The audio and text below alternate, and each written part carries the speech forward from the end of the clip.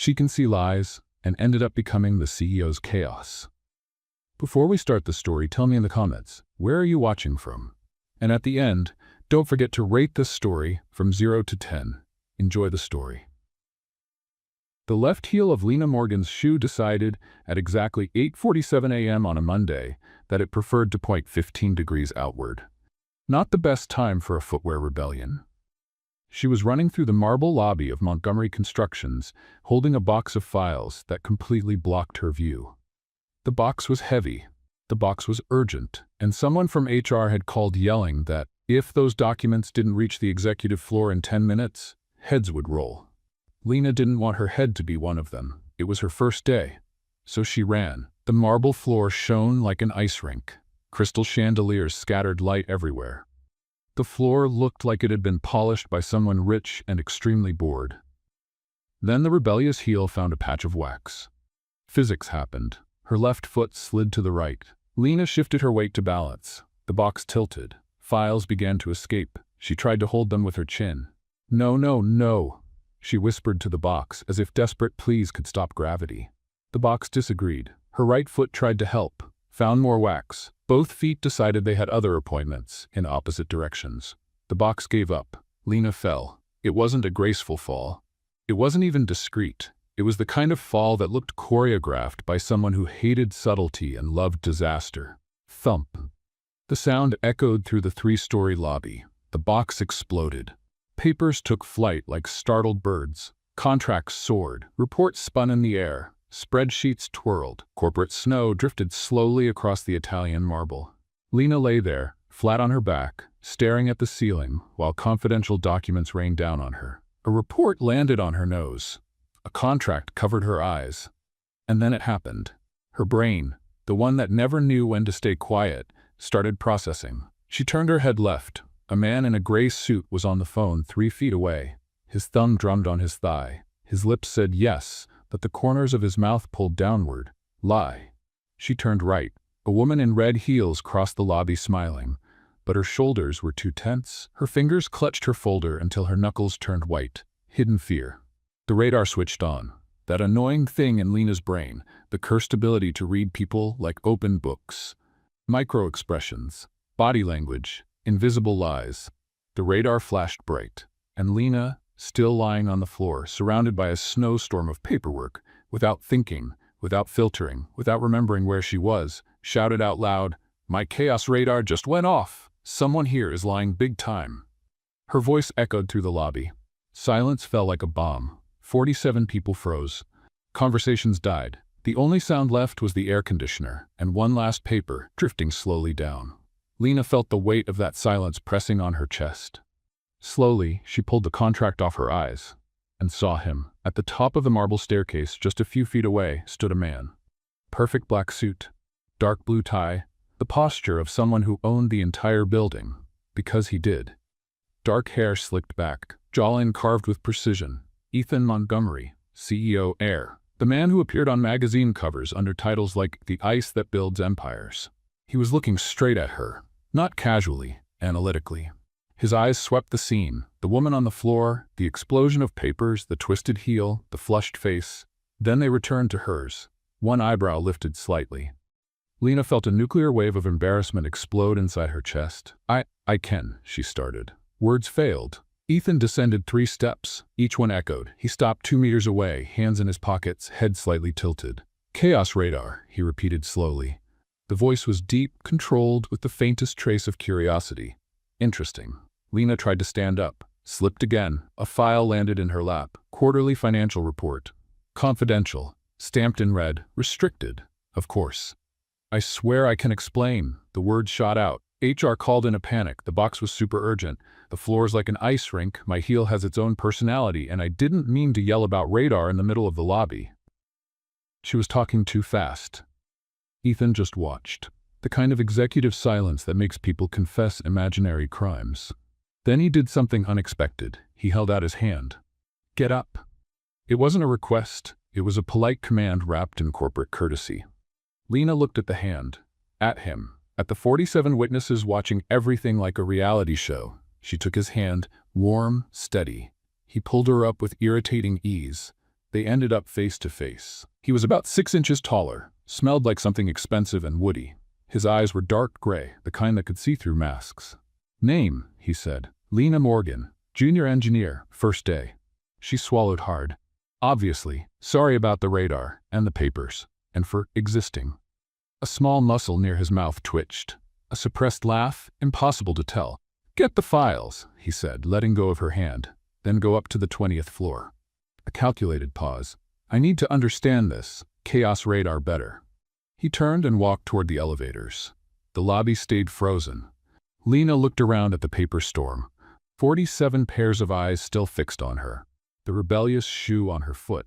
"Welcome to Montgomery Constructions, Lena," she whispered to herself, kneeling to gather the mess. Somewhere in the lobby, someone let out a muffled laugh. And Lena's radar blinked again, strongly. That man was going to be trouble. The kind that rearranges entire lives. The 20th floor smelled like expensive leather and ambition. Lena stepped out of the elevator holding the reassembled box of files against her chest. Her shoes were too loud on the polished wooden floor. She tried to walk softer. The left shoe squeaked in protest. Ethan's assistant, a woman with designer glasses and military posture, didn't even look up. Central Archive, Basement 3. Organized documents from 2019 to 2023. She held out a temporary badge. "Someone will pick you up at the end of the day." Lena blinked. But Mr. Montgomery said, "Change of plans." The woman kept typing. Basement 3. It wasn't an invitation, it was exile. Lena took the badge and turned toward the elevators. She knew a corporate punishment when she saw one. Basement 3 wasn't listed on the elevator panel. She had to press the basement button twice, hold it for 3 seconds, and whisper, "Please work," before the light flickered and the elevator descended lower than allowed. The doors opened onto a narrow hallway lit by flickering fluorescent lamps straight out of a horror movie. "Perfect," Lena muttered. "First day, and I'm already being sent to the corporate dungeon." She followed the faded signs to a metal door marked Central Archive, Restricted Access, pushed it open. It creaked dramatically. Of course it did. The Central Archive was exactly what the name suggested, a graveyard of paperwork. Rusted metal shelves climbed to the ceiling. Boxes were stacked everywhere, blocking passages, the smell of mold mixed with old ink. A single bulb flickered in the corner. "Welcome to paradise," Lena murmured, stepping in. She placed her box on a dusty table. A gray cloud rose. She coughed. "All right, everyone," she said to the shelves. "I know you've been ignored for decades, but I promise to treat you with respect." The shelves didn't answer. Lena started working, opened the first box. Contracts from 2019, sorted them in order. Everything normal, everything organized. Opened the second. A folder slipped. She tried to catch it. Another fell. She reached out. 3 more collapsed like a paper domino. "You're doing this on purpose," she accused the files. Dusty silence replied. Lena sighed and bent to pick everything up, and then she saw it. On the corner of one fallen folder, scribbled in pencil, "Project Horizon, Phase 2, canceled." She frowned, opened it. Inside, a contract for structural steel supply. Date, March 2021. Amount, $8 million. Status, approved and paid. Lena blinked. Canceled. But paid? She grabbed another folder from the same box. Project Horizon Phase 3. Same supplier, same odd status, canceled in pencil, approved in the official paperwork. The radar woke up. Not loudly. Just that familiar mental itch that meant something didn't add up. "Okay, files," she whispered. "You're telling me a very strange story." She stood quickly to grab more boxes, hit her head on the shelf. Clang! "Ow!" She rubbed her forehead. Who puts a metal shelf at exact forehead height? Ignoring the pain, she pulled another box from the shelf. Too heavy. It tilted. Lena tried to hold it. Her feet slipped. The box crashed to the floor. Documents scattered everywhere. "Not again," she groaned. "Please, universe, give me a break." The universe stayed silent. She knelt to pick everything up, and then she saw more. Duplicate invoices. Same supplier, same date, slightly different amounts, as if someone had altered the numbers later. Lena felt a chill run down her spine. "This isn't disorganization," she murmured. "This is intentional." She grabbed more folders, more contracts from Project Horizon, all with the same strange mark. Officially approved, secretly canceled, but still paid. Someone was moving money. And someone was covering tracks. She stood up quickly to look for more evidence. Her elbow hit a stack of boxes. Then, slow motion happened. Box 1 wobbled, Box 2 leaned, Box 3 decided the floor looked more inviting. Crash! An avalanche of paperwork. "No, no, stop!" Lena shouted, trying to catch them. Too late. Everything fell. She stood in the middle of the chaos, covered in dust, surrounded by documents, breathing hard. "The objects hate me," she said to the ceiling. "Officially, I have declared war with physical matter." Silence answered. Then she heard it. Footsteps. In the hallway. Lena froze. Heavy steps, steady. Getting closer to the archive room, she looked around, surrounded by evidence of something. Fraud? Embezzlement? She wasn't sure, but she knew it looked bad. The steps stopped at the door. Lena held her breath. The handle turned. The door opened. She saw boots, expensive leather boots, way too nice for basement 3. "Interesting," said a rough, weathered voice. "No one's organized this mess in 20 years. Lena slowly looked up. An older man stood in the doorway. Perfectly cut white hair, navy blue 3-piece suit, silver cane. And eyes that shone with sharp intelligence behind a kind appearance. "You're new," he said. It wasn't a question. "First day," Lena replied, still kneeling among the paper ruins, "and apparently my last, since I'm causing serial disasters." The man laughed, not politely, a real, genuine laugh.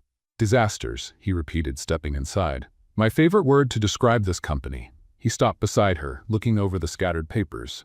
Then his gaze landed on one specific folder, Project Horizon. Something changed in his expression, just for a second. The neutral look slipped. His jaw tightened slightly. Lena's radar blinked. Recognition. He knew that name. "Are you organized?" he asked too casually. "I'm an engineer," Lena replied. "Organization is survival. And observant?" Lena looked at him. Really looked. He wasn't asking about filing skills, he was testing her. "Depends," she said slowly. "Observing what?" He smiled, slow, approving. "You'll do well here, kid." He tapped his cane on the floor once. "Very well indeed." He turned and started toward the door. "Wait," Lena called. "Who are you?" He stopped at the doorway, looked back over his shoulder. "Someone who also sees things they shouldn't." He winked. "Keep organizing, and keep observing." The door closed. Lena stood alone in the dusty silence. She looked at the files scattered around her, at the inconsistencies she'd uncovered. At the door the mysterious man had walked through. "My radar won't stop blinking," she whispered. "And I have the feeling I just stepped into a game much bigger than filing." She went back to work, but this time she paid attention to every detail. Every odd number, every repeated signature, every hidden trail. Because if there was one thing Lena Morgan was good at, besides causing physical disasters, it was finding patterns where no one else could. And this basement was full of them. Lena was organizing the 12th box when she heard a knock at the door. 3 knocks, polite ones, as if someone was asking permission to enter a forgotten basement. "It's open," she called, not looking up from the spreadsheets. The door creaked. Footsteps entered. "Sorry to bother you," said the same rough, familiar voice, "but I seem to be lost." Lena lifted her head. It was him, the man with the cane. Impeccable suit, intelligent eyes. Only now, he looked confused. He glanced around as if he didn't know where he was. "You were here 15 minutes ago," Lena said, frowning. "Was I?" He blinked, genuinely puzzled. "Memory's not what it used to be. I went upstairs and completely forgot how to get back." Lena stood, brushing dust off her hands. "Do you need help finding the way out?" "That would be very kind." She walked over to him. Up close, she noticed the details. His hands trembled slightly, his breathing was shallow, and he leaned on the cane more than before. Her radar blinked softly. Real vulnerability, not an act. "Come on," she said gently. "I'll take you to the elevator." They stepped into the hallway. He walked slowly. She matched his pace. "This place is a maze," he said. "I worked here 40 years and still get lost." 40 years? Lena looked at him with respect. "Wow, you saw this company grow. I saw it being built, brick by brick." He smiled wistfully, "And I also saw good people crushed by ambition." Lena didn't know what to say to that. They reached the elevator. She pressed the button. "Thank you, kid." He looked at her. "You never got my name, did you?" Lena Morgan. Walter." He extended his hand. She shook it. His hand was firm despite the tremor. The elevator arrived. The doors opened. Walter stepped in, then turned to face her. "Can I ask something?" "You can," Lena said, confused. "Why are you in the basement?" Direct. No hesitation. Lena let out a humorless laugh. "First day. caused a scene in the lobby, yelled something about chaos radar in front of the CEO, got exiled. She shrugged. Basically, I'm a walking disaster who doesn't know how to stay quiet. Walter studied her silently. Then his eyes flickered with something that looked like amusement. You read people, he said. It wasn't a question. Lena froze. How do you, your eyes? He pointed with his cane. You watched me in the hallway, noticed the tremor, the breathing, calculated my age, my condition, all in seconds. He tilted his head. I bet you do that with everyone. Lena felt her face grow hot. It's not on purpose. My brain just processes things. Automatically. And you say it out loud. Always at the worst possible moment, she admitted miserably. Walter laughed. Not a polite chuckle, a real laugh that echoed down the hall. My God, he said, wiping a tear from the corner of his eye. You're exactly what this company needs. Lena blinked. A disaster? Someone honest. He tapped his cane on the floor for emphasis. Someone who couldn't lie even if they tried. The elevator doors started to close. Walter held them open with his cane. Let me guess, he continued. You saw strange things in the files. How did he know? Yes. Numbers that don't add up. Cancelled projects still being paid for. Duplicate signatures. The words spilled out. I didn't mean to snoop, but my brain just needs things to make sense, and that didn't, so... Breathe, Walter interrupted, smiling. Lena breathed. You have a rare gift, Lena Morgan, he spoke slowly, choosing each word. You see patterns, you read people, and you can't pretend you don't. Pause. That will get you in trouble. It already did, she muttered. But it will also save you. He pointed the cane at her, and maybe save others along the way. Lena frowned. I just want to do my job without breaking things. Impossible. Walter laughed again. You're a force of nature, kid. Organized chaos. And forces like that don't stay hidden in basements. He released the door. It started to close. Wait. Lena held it. Who are you? Really? Walter smiled. Slow. Satisfied. Walter Montgomery, founder, father of the former CEO, grandfather of the current one, he winked. And now, apparently, your mentor. Lena's jaw dropped. Walter Montgomery, the founder, the legend, the man who built the empire from nothing. I talked about your tremor, she nearly shouted. I analyzed you like you were, I'm horrible. You're perfect. He laughed louder. And tomorrow morning, 8 sharp, I want you at the strategy meeting. 22nd floor. The doors tried to close again. He held them once more. But I'm a junior engineer. I can't. You can, and you will. His voice was firm now, no tremor, pure command. My grandson needs someone who sees past corporate masks, and you, whether you like it or not, are that person. But, no buts. He let the door go. 8 sharp. Don't be late. And Lena? She looked up, still in shock. Don't hide the radar. He smiled. Let it blink. The doors closed. The elevator rose. Lena stood alone in the hallway. Processing. Walter Montgomery, the Walter Montgomery, had just adopted her as a project and thrown her straight into a strategy meeting, she whispered, eyes wide. With the CEO, with executives, with people who use words like synergy unironically. She walked back to the archive on autopilot, sat in the dusty chair, looked at the organized documents, at the inconsistencies she'd found, and then it hit her. Walter hadn't been lost. He'd been testing her, seeing if she was observant, honest, brave enough to speak uncomfortable truths, and apparently she'd passed. My chaos radar is blinking, she said to the empty shelves. And for once, it's not lying about what it detected. Pause, it's opportunity or disaster, probably both. She looked at the clock, 5:30 p.m. Tomorrow at 8 a.m. she'd be face to face with Ethan Montgomery again. Only this time it wouldn't be on the floor surrounded by papers. It would be in a boardroom, where executives played corporate chess. And she didn't even know the rules. I'm going to be in so much trouble, Lena groaned, sinking into the chair. But deep down, way down, something was burning. Not fear, excitement, because for the first time in her life, someone looked at her chaos and said, keep going. And that someone was a legend. Lena smiled, just a little. Then she stood up and went back to organizing. Because if she was going to walk into an executive meeting tomorrow, at least she wouldn't be fired for leaving a messy file. Small victories mattered, especially when you were a walking disaster adopted by a billionaire. Lena reached the 22nd floor at 7:53 a.m., 7 minutes early. Small victory. The receptionist pointed to the frosted glass door at the end of the hallway. Through the glass, shadows moved. Muffled voices argued about something intense. Lena smoothed her blouse for the 10th time, took a deep breath, knocked on the door. "Come in," a deep voice answered. She pushed it open. The conference room was architectural intimidation. A long mahogany table, leather chairs, giant screen on the wall, a panoramic view of the city through floor-to-ceiling windows. And people. 8 executives seated, expensive suits, serious faces. They all looked at her at once. In the far corner, Walter gave a discreet smile. At the head of the table, Ethan didn't smile. He just watched. "Miss Morgan," he said. "Punctual. I learned the hard way that being late hurts," she replied. "Mistake." Nervous joke. Wrong timing. Awkward silence followed. Walter coughed, trying to hide a laugh. "Sit there." Ethan pointed to the empty chair next to Walter. Lena walked. Every step echoed. She sat down carefully as if the chair might explode. "We were reviewing fourth quarter projections," Ethan continued, turning back to the screen. "Savannah, go ahead." Lena looked. Across the table, a woman stood up. Savannah Pierce. Blonde hair and a perfect bun. Blood-red suit. Heels that could be used as weapons.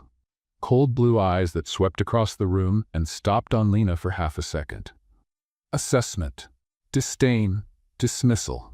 All in less than a blink. Lena's internal radar buzzed slightly. "As I was saying," Savannah began, voice smooth and controlled, "our Q4 projections show an 18% growth." She clicked the remote. A chart appeared on the screen, based on signed contracts and a strong pipeline. Numbers danced across the screen. Green bars rising. It looked perfect. Too perfect. Lena tilted her head, studying the data. "The contracts with Sullivan & Co. ensure stability." Savannah went on. "And the merger with Apex Developments strengthens our position." She smiled. Professional. Confident. But the left corner of her mouth twitched down slightly. Just for a second, her right hand gripped the remote too tightly. Her shoulders lifted a fraction. Lena's radar blinked. Lie. Not the whole presentation, but something specific. Lena looked at the screen, the numbers, the listed sources, and then she saw it. Sullivan & Co. listed as a confirmed contract worth $5 million. But she had seen that name yesterday, in the files. Project Horizon. Status, cancelled, but paid. Inconsistency. Savannah kept talking. Numbers, percentages, optimistic projections. Her mouth said confidence. Her body screamed tension. And then Lena's brain did that thing it always did. Processed, analyzed, connected the dots, and turned off the filter. Left lip movement, Lena said out loud. Not loud, but audible. The entire room heard it. Savannah stopped mid-sentence. Every eye turned to Lena. "Excuse me?" Savannah asked, voice dangerously calm. Lena realized what she had just done. Too late. Nothing. Sorry. Please go on." "No." Ethan leaned forward, eyes locked on her. "What did you say?" Heavy silence fell. Cold sweat trickled down Lena's neck. Well, the word stumbled out.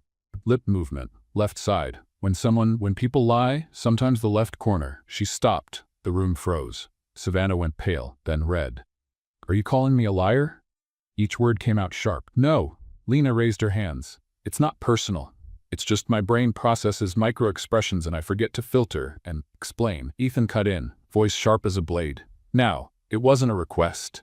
Lena swallowed hard, looked at Walter. He gave a tiny nod. "Go on." "The numbers for Sullivan & Co., she said slowly, are listed as confirmed. $5 million. But yesterday in the files, I saw documents for that same contract marked as cancelled." Savannah laughed, loud, humorless. "You spent one day in the basement and now you're an auditor?" "I just saw." "You saw wrong." Savannah crossed her arms. "Sullivan & Co. is absolutely confirmed. Signed last week." "Then why did your shoulder rise when you said that?" Lena blurted before thinking. "Mistake. Huge mistake." The room erupted in murmurs. Savannah slammed the remote onto the table. Bam! "I will not be interrogated by some first-day engineer." "Savannah." Ethan spoke low. Dangerously low. "Sit down." "Ethan," she sit. Savannah sat, jaw tight, eyes shooting daggers at Lena. Ethan turned to her. "Are you sure about what you saw in the files?" Lena's voice trembled. "I saw the name. I saw the cancelled status crossed out. But maybe I was wrong. I probably was. I'm terrible with details and—" "You're not terrible." Walter spoke for the first time. "You're meticulous. I saw it yesterday." "Walter, with all due respect," Savannah began. "Check it." Ethan interrupted, looking at his assistant. "Pull up the Sullivan & Co. contract." Now, the assistant typed quickly on her tablet. 30 seconds of tense silence. She frowned. "Sir, there are 2 versions in the system. One from March marked as cancelled. Another from last week marked as active." The room froze. Ethan looked at Savannah. Explain. The contract was renegotiated. Savannah said quickly. We canceled the first version, created a new one. Standard procedure. And the $5 million from the first version? Returned, obviously. Obviously, Ethan repeated slowly. He picked up the phone. Dialed. Finance, I need confirmation of refund.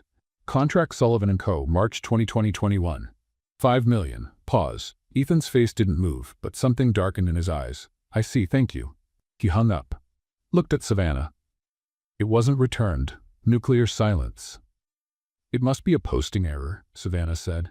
Her voice wasn't as steady now. I'll check with the team and you'll go to your office, Ethan cut her off. And you'll bring me every document related to Sullivan Co. in 30 minutes. Ethan, 30 minutes. Savannah stood, grabbed her purse, glared at Lena with pure hatred. This isn't over, she whispered as she passed. The door slammed shut. Lena felt the world spin. What had she done? Ethan looked at her. Long, intense. 20th floor. My office. After this meeting, it didn't sound like an invitation. It sounded like a sentence. Ethan's office on the 20th floor had a view of the entire city. Lena stood at the door, hands sweating, waiting for judgment. Ethan was on the phone, facing the window. His voice was low, something about an audit. He hung up and turned. Close the door. She did. The click sounded like a cell door closing. Sit. Lena sat on a leather chair that probably cost her monthly salary. Ethan leaned against the desk, arms crossed, studied her in silence for an uncomfortable amount of time. Do you have any idea what you caused down there? Disaster, Lena whispered. Corporate chaos, probably lawsuits. I'm sorry, I shouldn't have. You just saved the company from an $8 million fraud. Lena blinked. What? Finance confirmed, he said, leaning forward. 3 fake contracts. Real payments. Money gone. Savannah's been covering tracks for 2 years. Lena's jaw dropped. I didn't know. I just saw the numbers didn't match and your radar caught it. For the first time, something close to a smile touched the corner of his mouth. Impressive. Lena didn't know what to do with a compliment from that man. So, I'm not fired? No. He took his suit jacket from the chair. You're promoted? What do you mean? Temporarily, he said, putting on the jacket. Tonight? Dinner with investors at Lumiere. I need you there. Lena stood so fast the chair spun. I can't go to a fancy dinner. I barely know how to use a salad fork. Yesterday I spilled coffee on my own blouse 3 times. That's exactly why you're going. She didn't understand. Ethan walked closer. Stopped near her. Too near. These investors are sharks, he said quietly. They lie about interest, hide intentions, play chess while smiling. Pause, and you can read all that in seconds. But I say it out loud, without filter. I'll cause a scene. I know, he smiled faintly. That's exactly what I need. Lumiere had crystal chandeliers, linen-covered tables, and waiters who looked like silent judges. Lena wore a black dress borrowed from Ethan's assistant. Too tight, too short, heels too high. She tripped at the entrance. Ethan caught her by the elbow. Breathe, he murmured. I'm breathing, rapidly, like a frightened rabbit. Less obvious. They reached the private table. 4 men stood, Italian suits, Swiss watches, shark smiles. Ethan, the tallest, extended his hand, punctual as always. Ethan shook it. Thanks for coming. This is Lena Morgan, our new strategy consultant. Lena almost choked. Consultant, the investors greeted her. Firm handshakes, evaluating looks. They sat. Dinner began. Starter, carpaccio. Lena didn't know which fork to use. She copied Ethan. So Ethan, Richard began. I've heard rumors about a merger with Apex. Progressing, Ethan replied evenly. Good numbers? Promising. Richard smiled, but his eyes didn't. Lena's radar flickered softly. She observed. The man on the left, Marcus, kept touching his glass, nervous. The one on the right, James, looked at his phone under the table, anxious. Richard smiled wide, but his jaw was tight. Something was wrong. Apex is a solid company, Richard continued, but I heard the last quarter's numbers were adjusted. A test. He was testing whether Ethan knew anything. The numbers were audited externally, Ethan said calmly. Clean. Richard gave a short laugh. Of course, audits are always reliable. Sarcasm in his tone. Lena saw it, the slight curl of his upper lip. Contempt. But something else too. His right hand tightened around the napkin. Fear. Hidden fear. Why would an investor fear someone else's audit? Unless you have a stake in Apex, Lena blurted out. Cutting silence. Everyone looked at her. Excuse me? Richard asked, his smile freezing. Lena realized what she'd done. Too late. Ethan touched her foot under the table, a quiet warning, but the words were already out. It's just that, Lena tried to fix it. You mentioned their numbers in a specific tone, and you tapped your napkin 3 times. She pointed without thinking. Stress gesture when someone hides information. The whole table froze. Marcus dropped his fork. The sound echoed. Richard forced a laugh. Ethan, your consultant is creative. Observant, Ethan corrected. Voice neutral, eyes sharp. The main course arrived. Lamb, red wine. The tension thickened. James wiped his forehead. Marcus drank water too fast. Richard cut his meat with too much force. And then he said, actually, Ethan, we wanted to discuss our position in your company. Oh, there it was. We're considering selling our shares, Richard continued. Before the merger. Ethan didn't move, but his gaze sharpened. Interesting timing. Just precaution. Lies. Lena saw it all. The twitch near Richard's eye. The sweat on James's forehead. Marcus's clenched jaw. They weren't leaving out of caution. They were fleeing. Why? And then she understood. You bought Apex shares, she said. Not a question. A statement. The table exploded in motion. Marcus spilled his glass. Red wine spread across the white cloth like blood. James stood up too fast. His chair scraped. Richard went pale, then red. That's ridiculous. You invested heavily in Apex, Lena continued, her mind racing. And now you want Montgomery to buy them at an inflated price. You profit from both sides. Nuclear silence. Ethan turned to her, eyes wide. Richard stood. I won't sit here being accused by someone whose chaos radar just blinked, Lena finished, not realizing she'd used her catchphrase. The words echoed through the restaurant. Nearby tables turned to stare. Then James did something unexpected. He laughed. Loud. Hysterical. She figured it out, he shouted, throwing his napkin. 3 months of planning and some random consultant cracks it in 20 minutes. Marcus buried his face in his hands. Richard stood frozen, trembling with anger. Ethan rose slowly. Dangerously calm. Gentlemen, he said quietly, I suggest you leave, now, before I call the authorities. Richard opened his mouth, closed it, grabbed his coat and left. James followed. Marcus stopped beside Lena. You're terrifying, he whispered, then left. Lena stayed frozen. The entire restaurant stared. Phones recorded. She had just caused a scene in a 5-star restaurant, exposed a fraud scheme, used her radar line out loud. Ethan sat down slowly, looked at her. You, he began. Lena shrank. Are a walking disaster, he finished. She waited for the firing. And you just saved me from losing 20 million. Pause. He laughed. Quietly, genuinely. My grandfather was right. You're a force of nature. Lena exhaled the breath she hadn't realized she was holding. Can I go home now? Before I go viral? Too late. A waiter approached, holding a phone. Sorry to interrupt, ma'am, but you're already on social media. On the screen, a video of her shouting, my chaos radar just blinked, while an investor spilled his wine. Views 50,000. Rising fast. Lena covered her face with her hands. I hate my life. Ethan checked his own phone. Smiled. You're going to need training. Training? To survive. He stood. My grandfather is going to love this.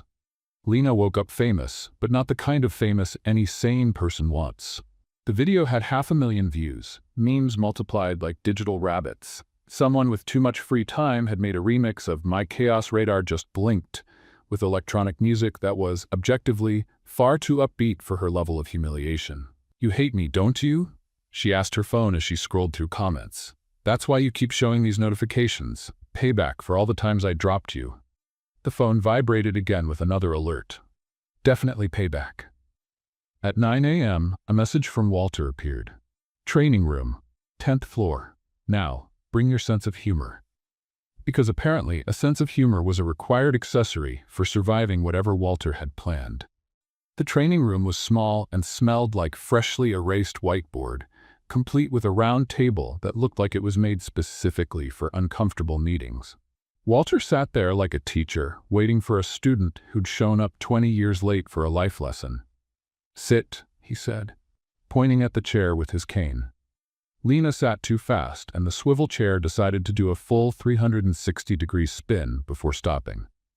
Sorry, she murmured, gripping the table to steady herself. The chair has its own opinion about physics. Am I getting fired? She blurted before thinking. No. Sued? No. Permanently banned from the system and forced to live in a cave without internet? Walter smiled in that way that suggested he was enjoying himself a little too much. Unlikely. but you need to learn control, urgently. Lena slumped into the chair, which took the opportunity to creak dramatically. Walter, I don't have control. My brain processes information at high speed, and my mouth acts like an unauthorized megaphone that broadcasts everything without going through the approval committee. Then we'll train the megaphone. He stood up, grabbed a marker that was dangerously close to rolling off the table, and wrote on the board in perfect handwriting, Containment Exercise. That sounds like a medieval torture method updated for corporate use, Lena said. It's corporate survival, which sometimes feels the same. Walter turned, marker raised like a sword. Lesson 1. Not everything you see needs to be said out loud. Impossible. Let's test that impossibility. Then Walter did something completely unexpected. He lied straight to her face. And Lena realized it was a test the moment he said, with a little too much seriousness. My name is John. I've always hated canes because I find them aesthetically unpleasant. And I've never worked for this company. Lena's internal radar went off like a 5-alarm fire drill. The muscle in his left cheek twitched ever so slightly. His eyes shifted for a split second. His right shoulder rose half an inch. Lie. Lie. Huge lie. That's not true, she yelled, jumping up so fast the chair rolled backward and hit the wall with a loud thud. Your cheek muscle clearly twitched. You looked away because lying causes cognitive discomfort, and the shoulder lift is a classic sign of bang. Walter slammed his cane on the floor hard enough to make her flinch. Wrong. You spoke. You failed. But you lied, blatantly. And you announced it publicly. He pointed the marker at her like an accusation. You can't do that in every corporate situation, or you'll make more enemies than allies. But people need to know when someone's...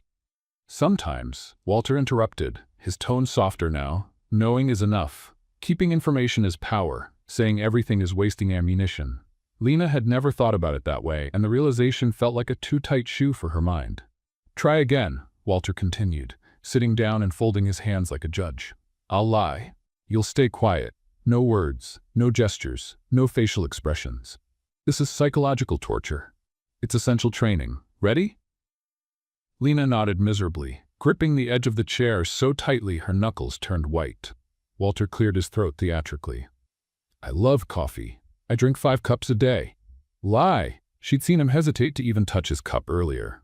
Lena bit her lip, hard, gripped the chair like a life raft. She didn't speak, but every muscle in her body screamed to correct him. My grandson is easy to read and very emotionally transparent. Absurd lie.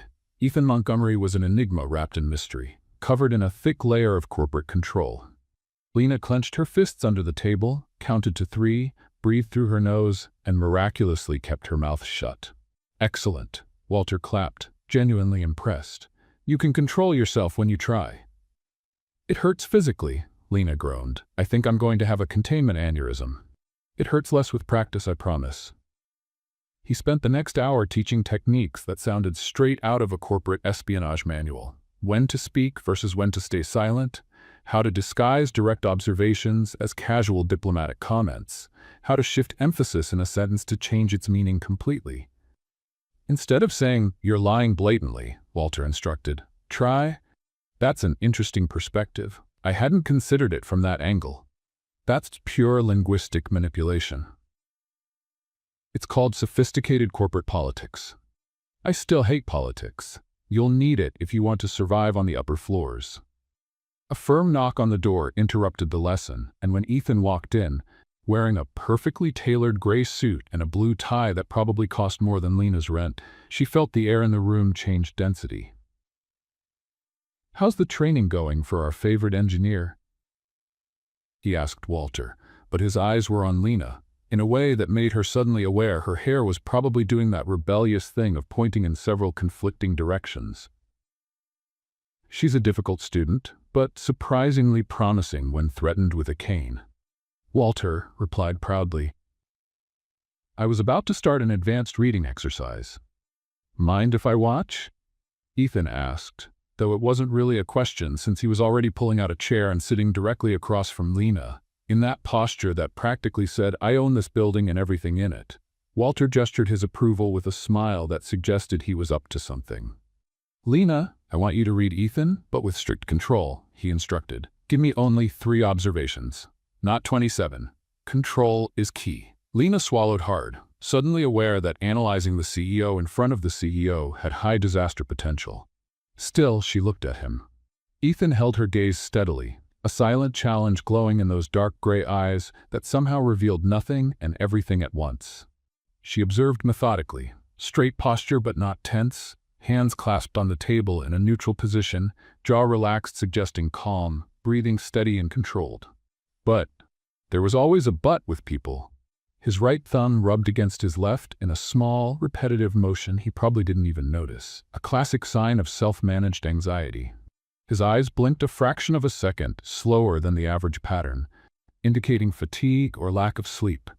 And when he looked straight at her, there was that subtle tightening around the mouth, the kind that betrayed an inner conflict not yet resolved. 3 things, Walter reminded gently. Lena took a deep breath and organized her thoughts before speaking, which, for her, was monumental progress. First, she said, voice more controlled than usual, you haven't been sleeping properly.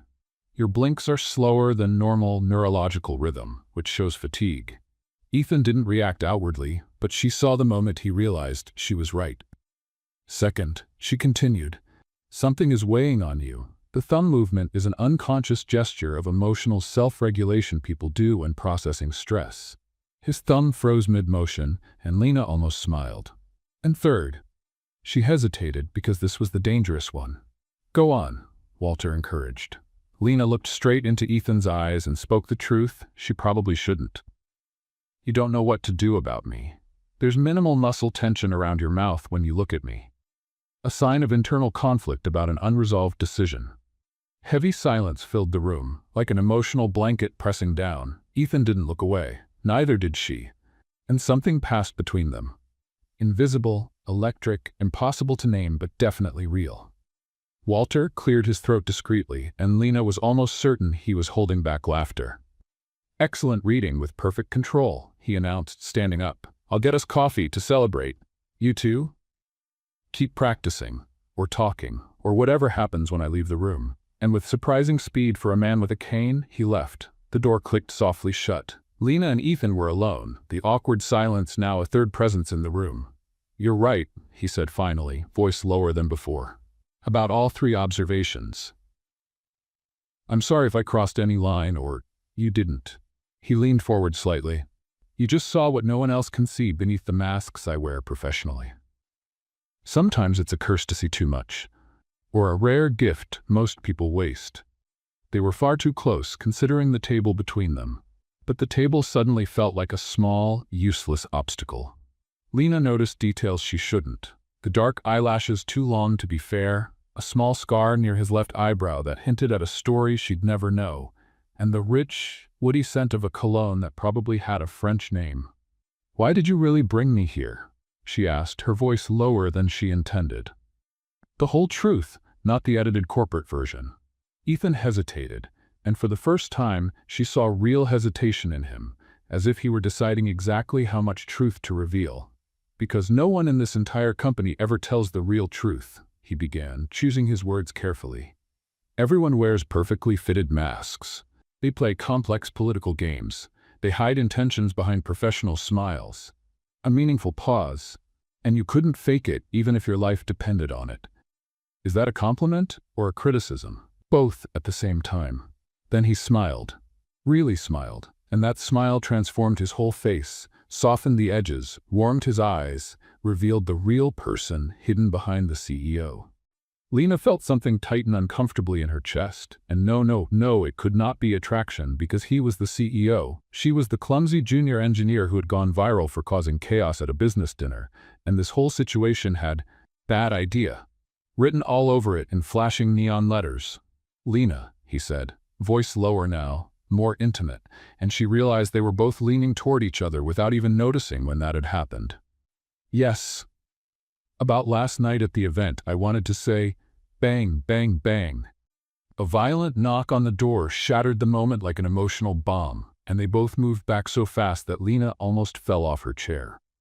Walter walked in carrying a tray with 3 cups of coffee, smiling with such obviously fake innocence. It was practically a theatrical performance. "I brought caffeine reinforcements," he announced way too cheerfully, way too deliberately, and Lena was absolutely certain he had timed it perfectly to interrupt whatever that had been about to become. Ethan stood abruptly, movements too sharp to be natural. "I need to get back to my office. Meeting with the finance department at 11. He looked at Lena briefly, too professional, too distant. "Good work today, keep training," and he left before she could even form a response. The door closed. Walter set the tray on the table, smiling like a cat who had just executed the perfect prank. "Coffee?" Lena stared at him with silent accusation. "You did that on purpose." "Did what exactly?" "You left the room. You deliberately left us alone. I needed coffee to celebrate your progress. There's a coffee machine exactly 3 meters from here." Walter chuckled softly. The kind of sound that carried decades of understanding of human nature. "You read people with uncanny precision, child. You can even read my grandson, who spent years perfecting an impenetrable mask." "I wasn't reading anyone. I was just—" Lena stopped, searching for words. "Feeling something?" Walter offered her a cup gently. Lena took it, noticing her hands were trembling slightly and the coffee almost spilled. "It's way too complicated," she whispered, looking down at the dark liquid. "Important things are always complicated." Walter sat down with a satisfied sigh.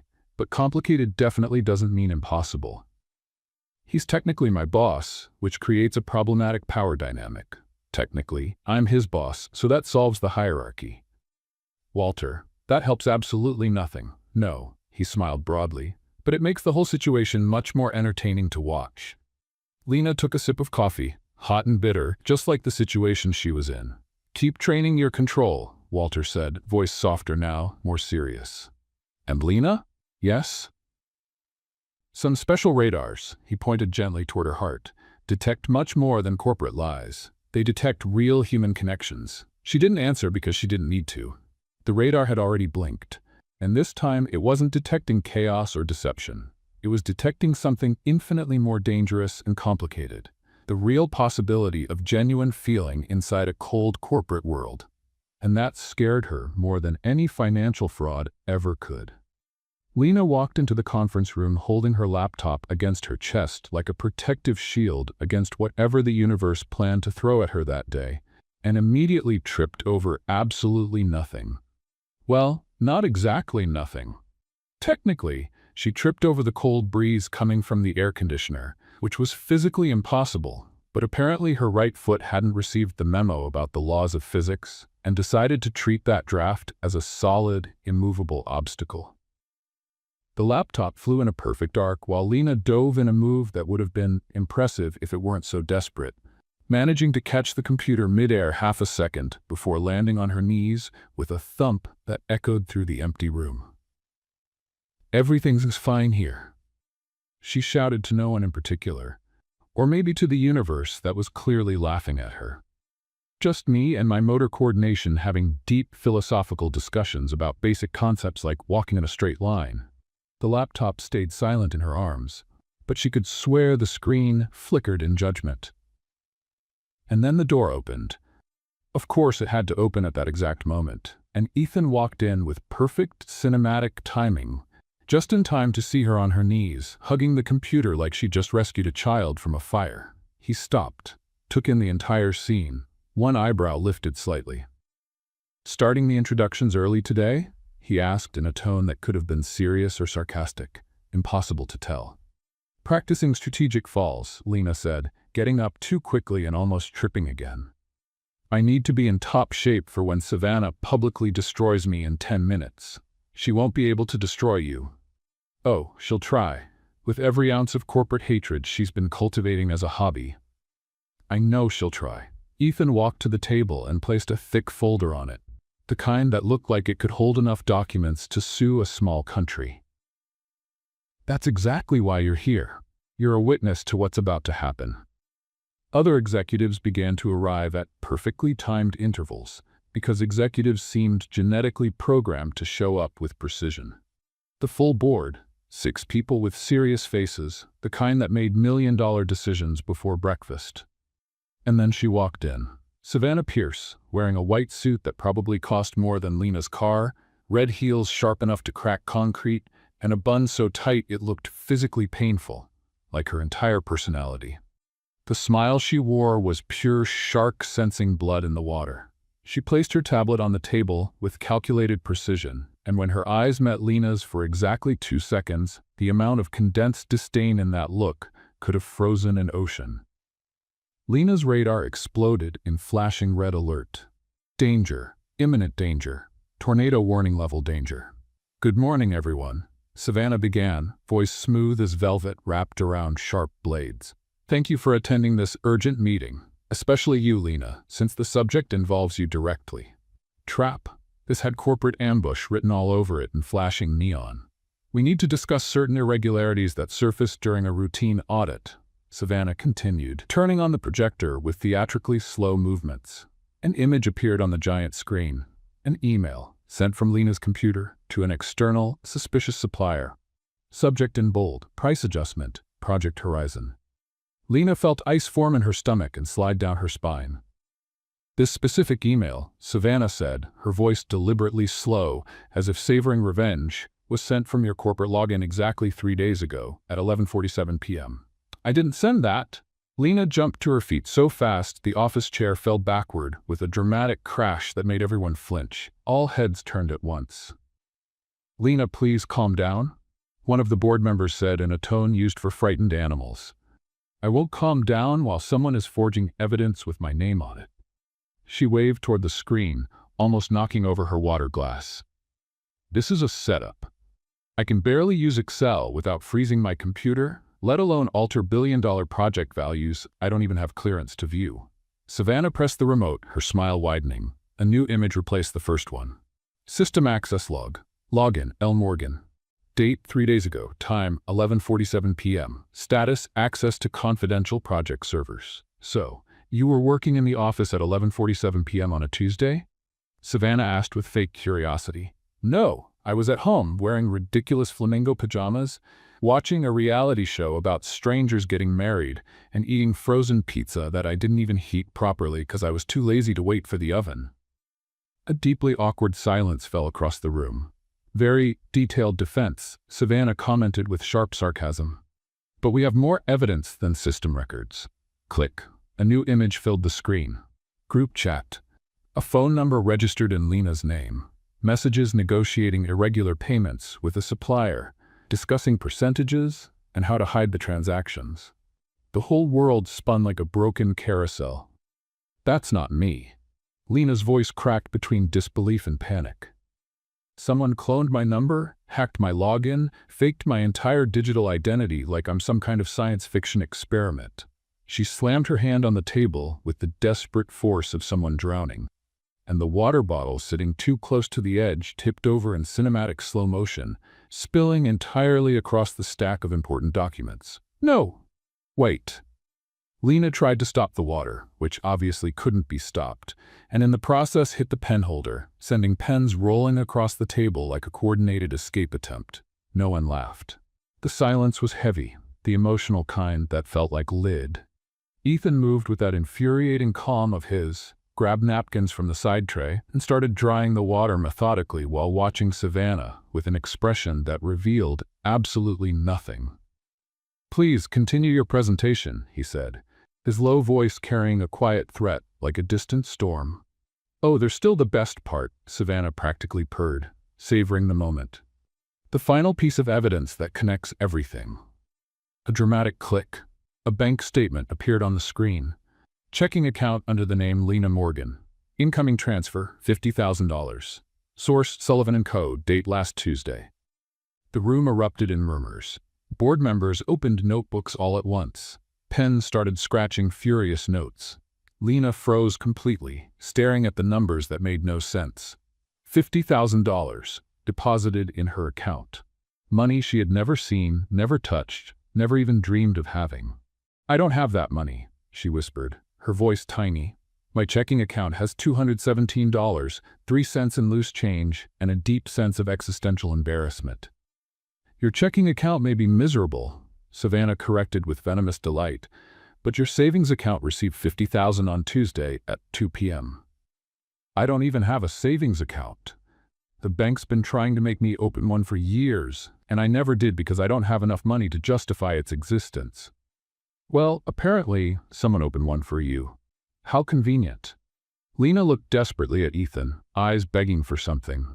Salvation, explanation, confirmation that reality hadn't completely fallen apart. He was staring at the screen, jaw locked at an angle that promised controlled violence. And then he did something completely unexpected, something that changed the entire atmosphere of the room. He stood, moved deliberately toward the projector, grabbed the power cable, and yanked it from the outlet with finality. The screen went black. Presentation dead. "Ethan, what do you think you're?" "Silence," he said. He didn't shout. He didn't need to. The words sliced through the air like a scalpel. He returned to the table, opened the thick folder he'd brought, and began pulling out documents with the precision of a professional card dealer. "While you were busy putting together this elaborate stage play," Ethan began, his voice calm. The kind of calm that was far scarier than yelling. "I spent that time requesting a full forensic audit of every system." He pulled out the first document and slammed it onto the table. Detailed IP logs showing that every login under Lena Morgan's name in the past months came from external machines located outside this building, including a coffee shop 3 blocks away. Another paper hit the table. Metadata analysis of the emails proves they were created on a computer never in Lena's possession. More papers fell like physical accusations. And about the bank transfer? It was reversed yesterday after the bank confirmed it was fraudulent, an investigation I personally requested. Savannah visibly paled, the color draining from her face like a vampire seeing daylight. That doesn't definitively prove that. And then there's this. Ethan practically threw the final document onto the table. A printed image from a security camera, date and time stamped in the corner. Savannah Pierce, in the basement server room, 2 a.m., plugging a flash drive into a USB port. The whole room froze, like time itself stopped. "You," Ethan said, each word heavy as stone, "cloned her ID badge using HR access you were never supposed to have. You forged system entries. You planted fake evidence. You built an entire false narrative." He took a step forward, literally positioning himself between Lena and Savannah, a human shield. "You have no real proof," Savannah tried, but her trembling voice betrayed the panic. "I have 12 pages of documentation," Ethan said, tapping the folder firmly. "Independent external audit.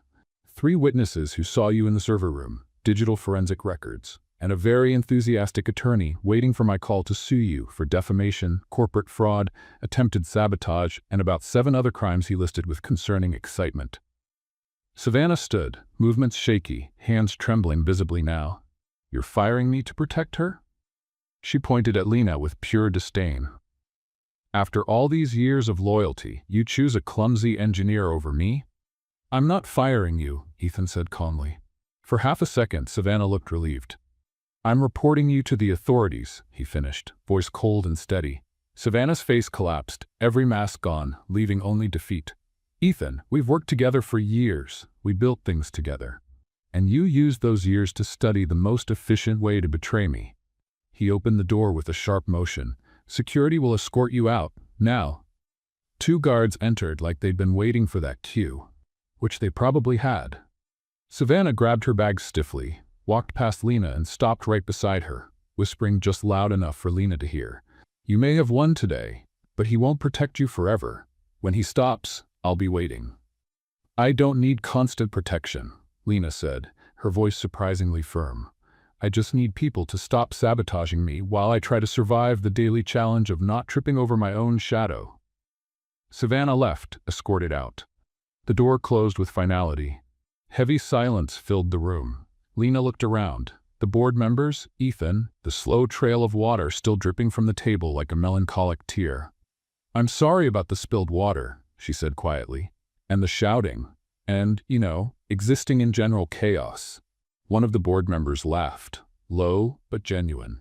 "Miss Morgan," he said, smiling, "you are honestly the most refreshingly real person I've seen in this room in 20 years of fake corporate meetings." Others nodded, some even smiling.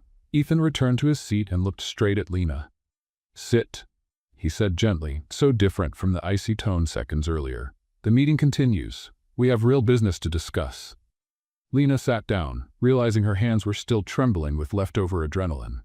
Ethan slid a new glass of water toward her, full, not a drop spilled. Their fingers brushed for just a second when she took it. The contact was brief, but electric.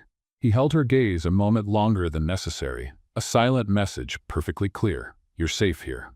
Lena nodded slightly, swallowing the emotion rising in her throat, and her radar flashed strong. But this time, it didn't detect lies, manipulation, or danger. It sensed something far riskier and far more valuable: unwavering loyalty. The video had 3 million views by the time Lena woke up Tuesday morning. Not the restaurant video. That was old news. A new one. Filmed by someone inside the company, because apparently corporate privacy was a mythical concept. It showed her in the boardroom, shouting, "I don't even have savings," while spilling water in cinematic slow motion. The comments were mixed. Who is this woman, and why do I love her? 20,000 likes. Montgomery hired a clown? 15,000. And the worst, bet she's dating the CEO.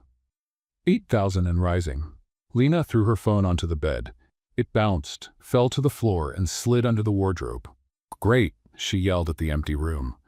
"Now even my phone is running away from me. Traitor, you were the only one who didn't judge me." The phone didn't respond, but she could swear she heard a muffled notification sound that suspiciously resembled laughter. When she got to the office, the silence was worse than any online comment. People looked away. Conversations died as she passed. Someone whispered, "That's her," like she was a reality TV scandal. She stepped into the elevator and hit the 10th floor button with unnecessary force. "At least you don't judge me," she told the panel. "You just go up, go down, and do your job without going viral." The doors closed just as 2 interns were looking at her and laughing. Lena rested her head against the cold elevator wall and closed her eyes. The problem wasn't the videos. It wasn't the comments. Not even the stares. The problem was that she'd become a distraction. Ethan was trying to save a company from internal fraud, finalize a billion-dollar merger, keep investors calm, and all the media wanted to talk about was the chaotic engineer who screams about radars. She was an obstacle. Noise, a problem. The elevator stopped. 10th floor. Lena went straight to her desk, opened the drawer, and pulled out the cardboard box she'd kept there since day one. It had a coffee stain on the corner, because of course she'd spilled coffee on it in her first hour at work. "You're gonna miss me," she said to the desk. Who else would spill 3 different liquids on you every week? She started putting things into the box. Pens. Notebook. That fake plant she'd bought because real ones tended to die around her out of solidarity with the chaos. "Sorry, little fake plant," she murmured. "You deserved an owner with more stability." "Lena?" She turned. Walter stood in the doorway of her cubicle, cane in hand, expression puzzled. "What are you doing?" "Organizing my strategic exit." Lena tried to smile, but it came out crooked. "Also known as running away before I completely destroy the company's reputation." "You can't leave." "Sure I can. I have functional legs. Mostly. They trip a lot, but they eventually get me places." Walter stepped into the cubicle and closed the box with his cane. "Stop. Walter, I've become a joke." Her voice broke more than she meant it to. "There are 3 million people watching my worst moments. Half think I'm incompetent. The other half think I don't know, something inappropriate with your grandson. And you care what strangers think." "No," she waved her hands dramatically, hitting the fake plant. It fell off the desk, rolled across the floor, and stopped at Walter's feet. "But Ethan cares, the company cares, the investors care, and I'm ruining everything because I can't cross a room without causing a historic event." Walter picked up the plant and placed it back on the desk. "You caused historic events that saved millions. You exposed fraud, prevented sabotage, brought honesty to a place that survived on masks." "And I also became a meme," Lena said quietly. "Walter, I don't belong in this world. I'm good with numbers, with systems, with things that make sense. But this," she gestured toward the office, "this requires control I don't have." "Then learn." "I tried." She dropped into the chair heavily. "You trained me, and I still spilled water during a board meeting while yelling about imaginary savings accounts." Walter laughed, softly, genuinely. "Kid, you brought life into this building of concrete and ambition. People are talking, laughing, feeling something other than fear of being fired." He leaned closer. My grandson doesn't need another corporate robot. He needs you. He needs someone who doesn't make headlines every week. He needs someone honest. Lena opened her mouth to answer when her phone buzzed. She pulled it from her bag. A message from an unknown number. Photo of you in Montgomery at dinner leaked. Press wants a statement. Are you two together? Her stomach sank. It's over, she whispered. Now they invented a romance. Tomorrow it'll be a scandal. And then they'll destroy his credibility because I can't keep quiet. She grabbed the box. Walter tried to stop her, but she dodged him. I have to go, before it gets worse. She walked quickly down the hallway, eyes burning, breath uneven. Past the reception desk without looking at anyone. Pressed the elevator button. Stepped inside. The doors began to close, and then she saw him. Ethan. At the end of the hall, looking at her, an expression she'd never seen before, something between confusion and pain. She held the box tightly against her chest, and then softly, almost to herself, her catchphrase slipped out. My chaos radar's blinking. Pause. Her voice cracked. But this time, it was me. The doors closed. The elevator went down. And upstairs, Ethan stood in the empty hallway, staring at the metal doors that had just swallowed the only real person in a building full of masks. Walter walked up beside him. You're gonna let her go? Ethan didn't answer. He couldn't, because for the first time in years, the controlled CEO who never showed emotion was completely, utterly broken. Ethan didn't sleep. He tried. For 3 hours, he stared at the ceiling of his apartment while his mind replayed, again and again, the image of Lena stepping into that elevator, carrying a cardboard box as if it held the remains of her own dignity. My chaos radar's blinking, but this time, it was me. The sentence echoed. Hurt, and it shouldn't have hurt, because he just won. Savannah exposed, expelled, prosecuted. Fraud stopped, company saved, complete victory. So why did it feel like defeat? At 4 in the morning, he gave up pretending sleep was an option. Threw on a sweatshirt and went to the office because the silence of his apartment was amplifying thoughts he didn't want to face. The building was empty. Emergency lights cast long shadows. His footsteps echoed through marble halls that suddenly felt too cold, too large, too empty. He entered his office, turned on the light, and stopped.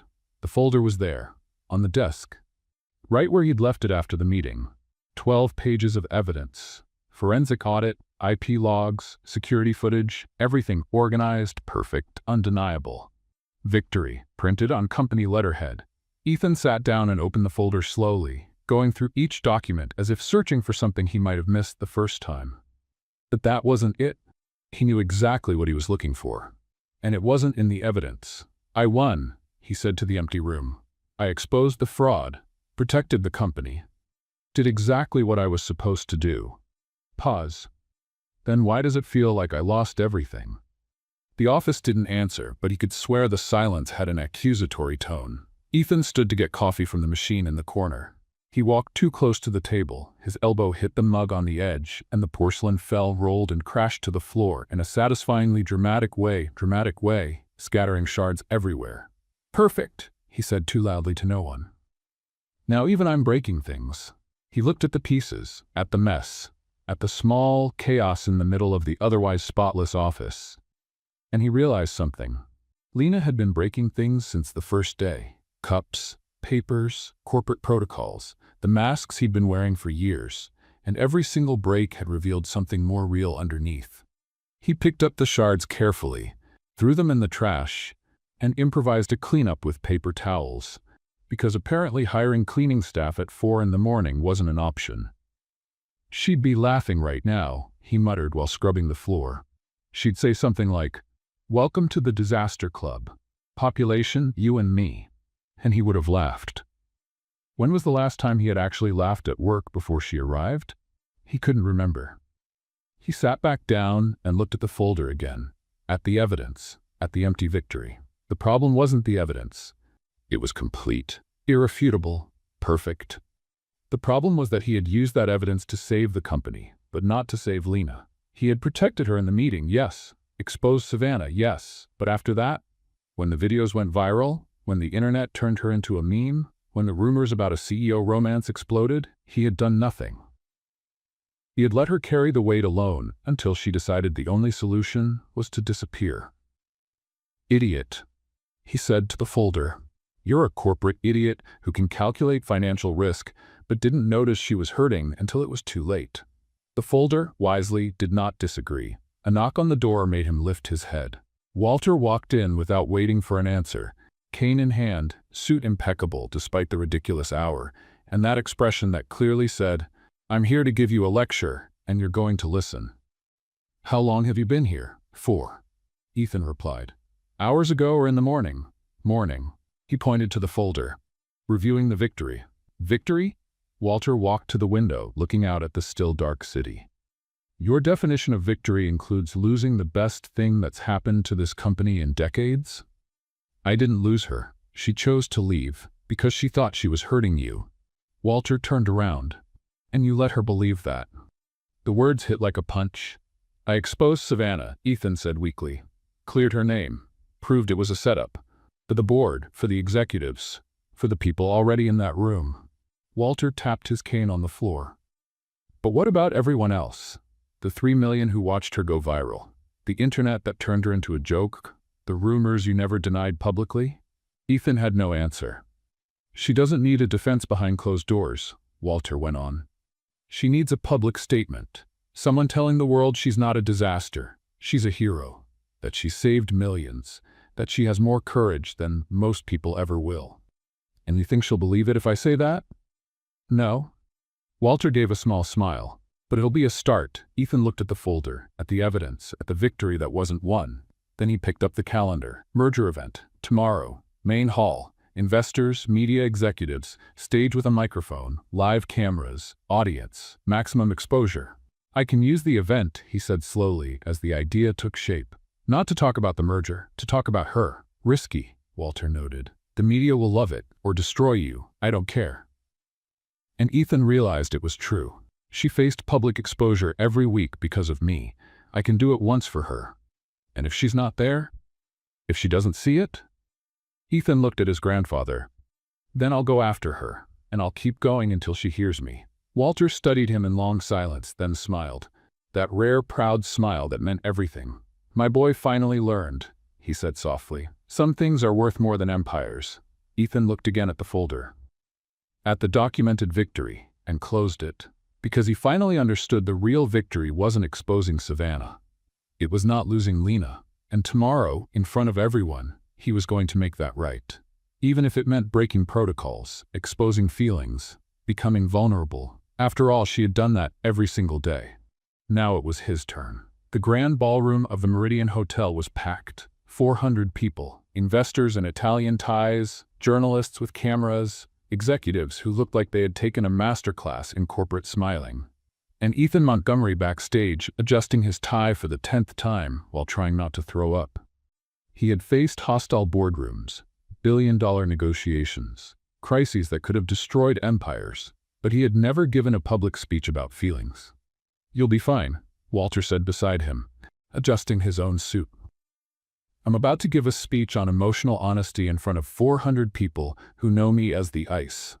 I will absolutely not be fine. But you'll be honest, and that's what matters." The event host appeared backstage, headset on, clipboard in hand, radiating the frantic energy of someone running a show that's too big with too little time. "Mr. Montgomery? 2 minutes. Sound tested, microphone working, teleprompter loaded. Are you ready?" Ethan looked down at the paper he'd written at 5 in the morning. Scribbled words, crossed out sentences, multiple restarts. It wasn't a speech, it was a confession. "Ready," he lied. Meanwhile, at the back of the ballroom, hidden behind an absurdly large decorative column, Lena Morgan was having a quiet, existential crisis. She was not supposed to be there. She had decided not to come. She would stay home, watch something comforting on Netflix, eat ice cream straight from the tub, cry only a socially acceptable amount. But then Walter had called at 7 in the morning. "I need you at the event. I can't explain why, but you have to trust me." And Lena, being the emotional idiot who couldn't say no to a manipulative grandfather figure, came. Now she was there, in another borrowed dress, wearing painfully high heels, hiding behind a column while watching an event that would celebrate a merger she had helped save, but wouldn't be credited for, because she had become an internet meme. "You're pathetic," she whispered to the column. "Talking to architecture." Perfect. The column, predictably, said nothing. On stage, the host took the microphone. Ladies and gentlemen, please welcome the CEO of Montgomery Constructions, Ethan Montgomery. Polite applause filled the ballroom. Ethan stepped onto the stage. Lena felt her chest tighten. He looked unfairly good. Dark suit, confident posture, that effortless presence that commanded every room.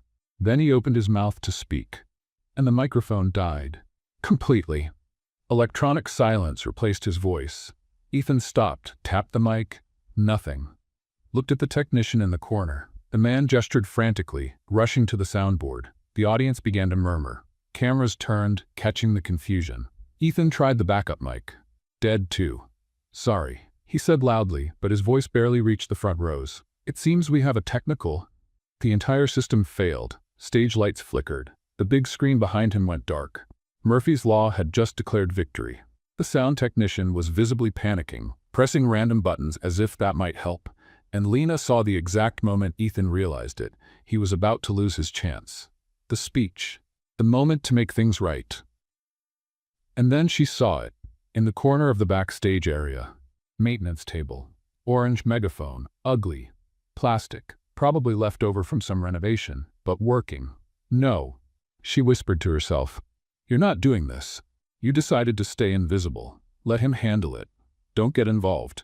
But her feet were already moving, because apparently her feet had no respect for logic. She crossed the side of the ballroom, climbed the stage steps, tripping on the last one, of course, walked past the panicked technician, and grabbed the megaphone. The entire ballroom saw her. 400 people turned at once. She heard whispers. It's her. The girl from the video. The one with the radar. Lena switched on the megaphone. A sharp feedback screech filled the air. Sorry, she yelled, her voice echoing through the room, a little distorted. The sound system decided to take an unauthorized vacation. Nervous laughter spread through the crowd. Ethan looked at her, complete shock on his face. Lena? What are you? You had something to say, she interrupted, handing him the megaphone. And I did not take a 20-minute Uber ride in shoes that hate my existence just to let a technical glitch ruin this. He took the megaphone. Their fingers brushed electric. I didn't have a teleprompter anyway, he said quietly just to her. It was all going to be improv. Even better. Lena smiled. Improv is my specialty. Ethan turned to the audience. Megaphone in hand. No safety net. So this isn't how I planned to start, he said, his voice distorted but clear. But considering I came here to talk about honesty and chaos, I guess it's fitting. Real laughter filled the room. He took a deep breath. You've all seen the videos, he went on. The woman who became a meme, who yells about radars, who trips, falls, and knocks things over. Lena felt her face heat up, and some of you thought, what a disaster. How does a serious company hire someone like that? Heavy silence. Let me answer that, Ethan said, his voice firm. Because she saved this company from an $8 million fraud, exposed a scheme that seasoned executives didn't see. She has the courage to speak truths the rest of us hide behind corporate masks. He looked straight at Lena. She's not a disaster. She's the most genuine person who's ever worked here. And I failed her. I let the internet turn her into a joke when I should have publicly said she's a hero. Lena felt tears burn in her eyes. So I'm saying it now, Ethan continued, the megaphone trembling slightly in his hand. Lena Morgan is a senior consultant at this company. She's staying, and anyone who has a problem with that can take it up with me personally. The crowd broke into applause, but Lena barely heard it because Ethan had lowered the megaphone and was looking at her with an expression she couldn't quite read, one that made her radar blink in a completely new way. You didn't have to do that, she whispered. Yes, I did, he said, because I realized something. I can't do this without you. Do what? Everything, he smiled faintly. You make me want to be more honest, more human, less ice. Lena's radar blinked again, but this time it didn't detect a lie. It detected pure truth. Lena woke up on Wednesday and made a terrible decision. She was going to stay quiet. Not completely silent, because that would be weird and worry HR, but quiet in the sense of not blurting out spontaneous observations, not analyzing people's micro-expressions out loud, not letting the radar blink in public. She was going to be professional, controlled, normal. Everything she had never been, but that normal people apparently managed to do effortlessly. It's just one day, she told her toothbrush as she brushed. You can stay quiet for one day. Think before speaking. Filter. It's like mental yoga. The toothbrush, covered in foam, looked unconvinced. You don't believe me either, do you? Lena spat into the sink. Morning betrayal. But it was decided. Today would be the day Lena Morgan proved she could be a normal person with control over her own words. Spoiler, she didn't. She arrived at the office at 8:15, and the first thing she saw was Derek from accounting talking to the project manager by the elevator. He was smiling confidently, saying the quarterly numbers were absolutely solid, zero margin for error. Lena's radar exploded. Lie. His shoulder lifted. His hand rubbed the back of his neck. The smile didn't reach his eyes. She opened her mouth to say something. Stopped. Bit her lip, hard. Breathed through her nose. Good morning, Lena. Derek waved. Everything all right? Yes, she forced out. Everything's great, perfect, wonderful. She walked past, clutching her bag so tightly her knuckles turned white. In the elevator, alone, she exhaled. First test passed, she told the glowing 10th floor button. Only 7 hours and 45 minutes to go. The button didn't seem impressed. At 9:30, project meeting. 8 people around the table, including Ethan at the head, Walter in a chair strategically placed to observe everything, and Lena trying to blend into the wall. Marcus, the operations manager, was presenting the schedule. We can deliver phase 2 in 6 weeks, he said confidently. No delays. Lena's radar blinked. Impossible. The timeline had obvious flaws. He was underestimating foundation time by at least 3 weeks, and his eyebrows twitched slightly every time he mentioned a deadline. She gripped her pen. Too hard. The cap flew off, hit the table, bounced, and landed in Ethan's lap. Awkward silence. Sorry, Lena muttered, red-faced. Ethan picked up the cap, studying her with that look that clearly said, Why are you acting weird? Lena? Marcus asked. Do you agree with the schedule? Everyone looked at her. The radar screamed, 6 weeks is impossible. 9 weeks minimum. He's either lying or delusional. Lena swallowed. It seems reasonable. The lie came out sharp as broken glass. Ethan frowned. Walter tilted his head, intrigued. Are you sure? Ethan asked slowly. Totally. Absolutely. 100%. She was lying so obviously that even someone without a radar could tell. Marcus smiled in relief and went on with his presentation, but Ethan didn't take his eyes off her for the rest of the meeting, and Lena pretended to be deeply fascinated by her own shoes. When the meeting ended, she left too quickly, hit her shoulder on the doorframe, and knocked over a glass of water sitting on a side table. The water spread across the floor like a small, accusing puddle. I hate today, she told the puddle. You're being dramatic on purpose. Talking to water now? Lena turned. Ethan was standing at the door, fat arms crossed, his expression somewhere between amused and concerned. Technically talking to my reflection in the water, she corrected. Perfectly sane. Lena, what's going on? Nothing. Everything's normal. Just another normal day for a normal person being normally normal. You just lied in the meeting. I didn't lie.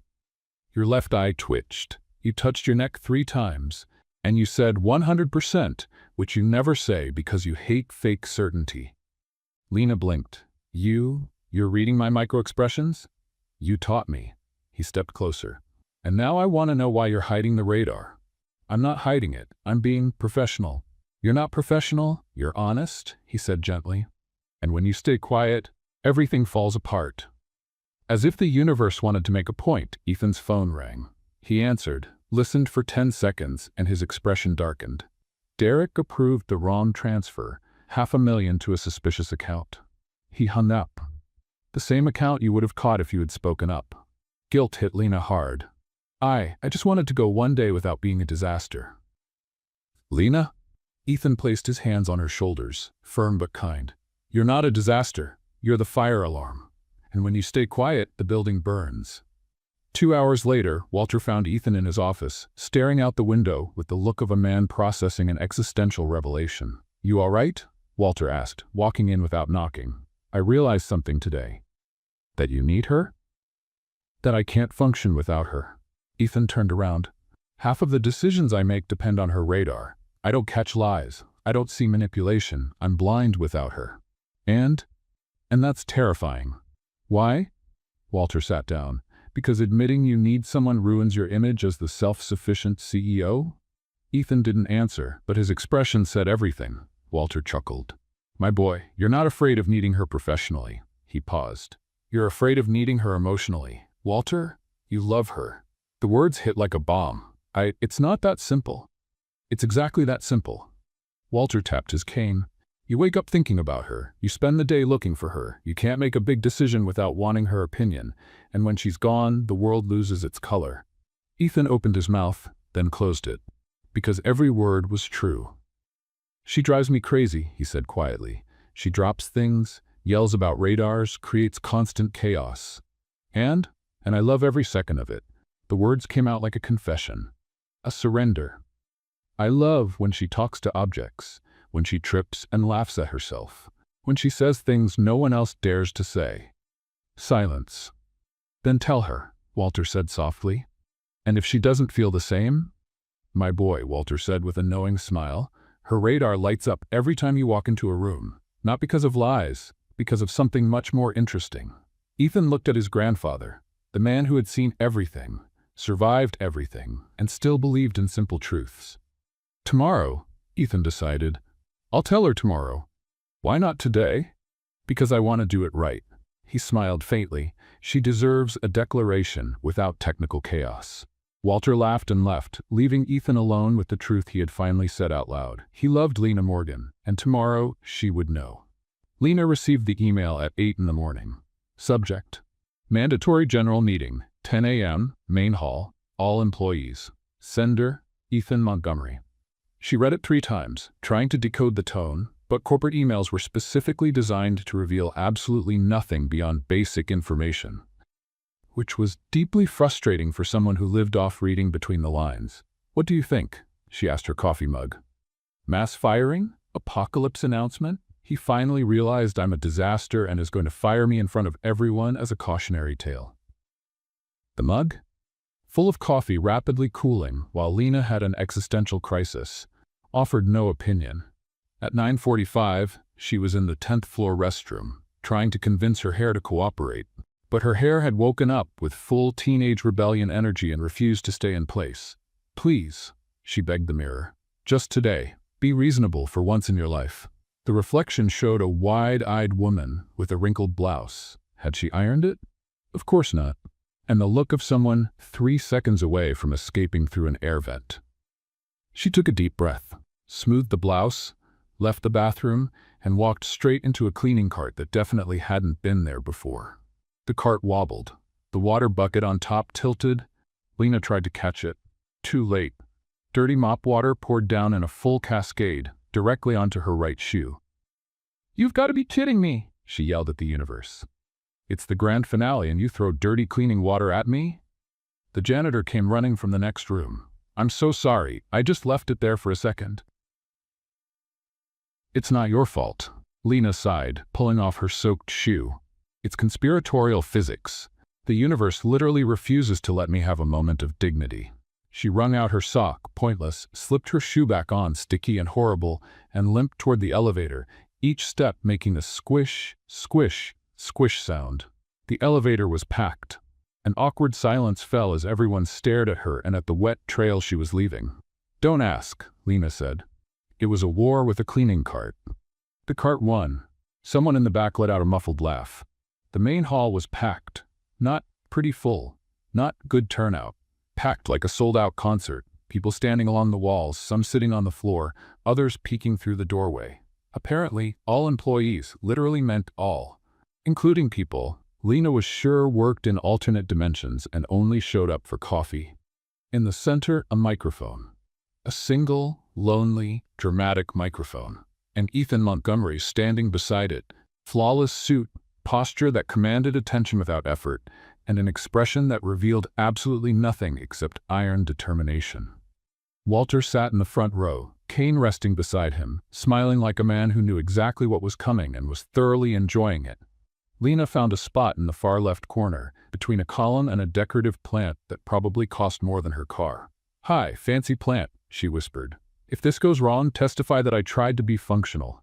The plant wisely stayed neutral. Ethan tapped the microphone once. The sound echoed. Instant silence. "Good morning," he began, his voice steady, clear, confident. "Thank you for coming. I know a surprise meeting at 10 a.m. wasn't on anyone's schedule, but what I have to say couldn't wait." Cold sweat prickled down Lena's back. "In the past few weeks," Ethan continued, "this company has faced turbulence, fraud exposed, a senior executive removed, investigations, and in the middle of it all, one person was turned into a scapegoat by the internet, by the media, and by some of you." He paused, looked directly toward the column where Lena was hiding. She shrank. "Lena Morgan," he said the name clearly without hesitation, "saved this company, not metaphorically, literally. She detected an $8 million fraud, exposed schemes professional auditors missed, stopped a con that would have destroyed mergers and cost hundreds of jobs." Murmurs spread through the room. "And we," Ethan emphasized, "turned her into a joke, a meme, viral for the wrong reasons, because she doesn't fit the perfect corporate mold. Because she trips, because she speaks truths without filter, because she's human in ways we've forgotten how to be." Lena felt her throat tighten. "So I'm here to correct that, officially and publicly." He turned fully toward her. "Lena, could you come up here?" Nuclear panic. "No," she whispered to the plant. "He's not doing this, not in front of 300 people. "Lena," Ethan repeated with a small smile. "Please, it wasn't a request. It was a gentle but undeniable invitation." She stepped out from behind the column, walked forward, every step amplified by the ridiculous sound of her wet shoe. Squish, squish, squish. Soft laughter rippled through the room. She reached the microphone, cheeks burning, dying inside. "Your shoe's wet," Ethan said quietly, just to her. "Cleaning cart," she whispered back. "Undeclared war." He smiled, real, genuine, the kind that lit up his whole face. Then he turned to the crowd. "Lena Morgan is promoted to Director of Corporate Integrity, salary doubled, office on the 20th floor, and full authority to question any decision, any executive, any process her radar flags as suspicious." The room erupted in applause. Lena froze. Processing. Director. 20th floor. Authority to question. He had just turned her curse into an official position. I don't know what to say," she whispered. "Then let me say something," Ethan replied, taking the microphone. "Lena, you asked me once why I brought you here, why I insisted you stay, even when chaos followed you like a shadow." He paused, breathed in. "The truth is, it wasn't just because you're good at detecting fraud. It was because," his voice trembled slightly, "because my chaos radar blinked when you left." Lena stopped breathing. The entire hall stopped breathing. "I spent years building walls," Ethan continued, his voice low but the microphone carrying every word. "Being controlled, professional, perfect.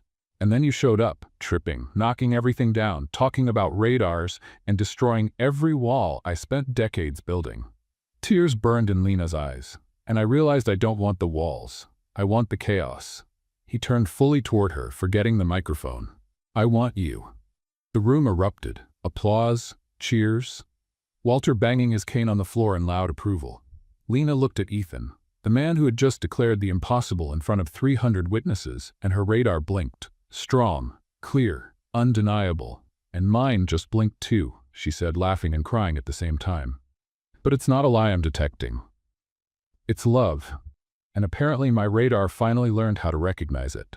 Ethan smiled so wide it looked like it hurt. Then he pulled her close and kissed her, in front of God, the staff, and the internet that would definitely make it go viral.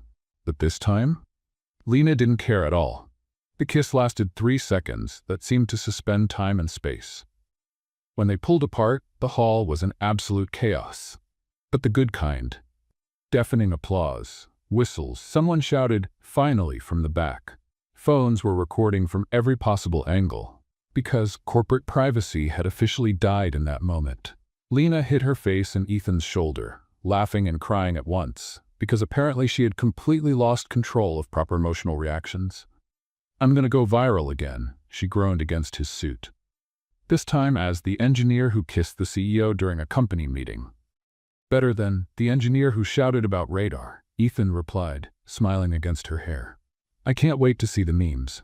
"Me neither." Walter stepped onto the stage, cane tapping in triumphant rhythm, and grabbed the completely forgotten microphone. "Meeting adjourned," he announced with authority. "Everyone, back to work, and stop recording. Privacy still exists, kind of." Laughter echoed as people began to leave, though not without stopping by to congratulate Lena, shake her hand, and add a few, "I knew there was something between you two." When the room finally cleared, only 3 people remained: Lena, Ethan, and Walter. "So," Walter said, looking at them with the satisfaction of someone who had orchestrated the whole thing from the start. "When's the wedding?" "Walter!" Lena and Ethan shouted at the same time. He laughed, that genuine laugh of someone who had seen everything and survived with his humor intact. "I'm joking. Mostly." He winked. "But when it happens, I want to be best man." "You'll be the groom's grandfather," Ethan corrected. "I can be both. I'm versatile." Lena looked at the 2 men, the CEO who had just declared his love on a corporate live broadcast, and the founder who had believed in her since the day he found her lost in the file room. And her radar, that cursed gift that had caused so much chaos, blinked softly. But this time it detected something simple and true. She was exactly where she was meant to be, with people who loved her chaos, who didn't try to fix her, who understood that sometimes disaster is just another form of honesty. "Thank you," she said quietly to both of them. "For what?" Ethan asked. "For seeing a radar when everyone else only saw chaos." Walter smiled and turned to leave, tapping his cane twice on the floor like a silent blessing. Ethan pulled Lena closer and whispered against her forehead. "My radar's still blinking." "So is mine," she replied, smiling. "Guess we'll have to learn to live with it. I've got a lifetime to learn." And in that empty hall, with the forgotten microphone and her still wet shoe making a soft squish every time she moved, Lena Morgan finally understood. Chaos wasn't a problem to fix. It was a way to live. And she had just found someone crazy enough to live that way with her. And you, what did you think of Lena and Ethan's chaotic journey? Of the radar that detected lies but took its time detecting love? Of the transformation from walking disaster to director of corporate integrity? Share your thoughts in the comments. I'd love to know which chapter was your favorite and which moment made you laugh, or cry, or both. On a scale from 0 to 10, what rating would you give this romantic corporate comedy full of radars, microphones, and spilled coffee? Don't forget to subscribe to the channel and turn on notifications to catch more emotional and hilarious stories like this one.